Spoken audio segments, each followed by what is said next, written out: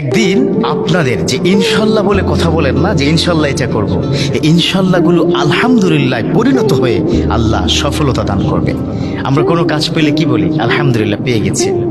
আর কোনো কাজ করতে গেলে কি বলে? ইনশাল্লাহ এটা করব।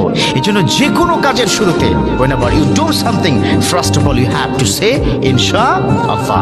আমরা কিন্তু আজকাল বলি এই কাজটি করব, ওটা করছি, এটা করছি, কিন্তু এটা যে আল্লাহ চাহে, তো আল্লাহ না চাইলে যে হবে না, এটা আমরা বেমালুম ভুলে গেছি।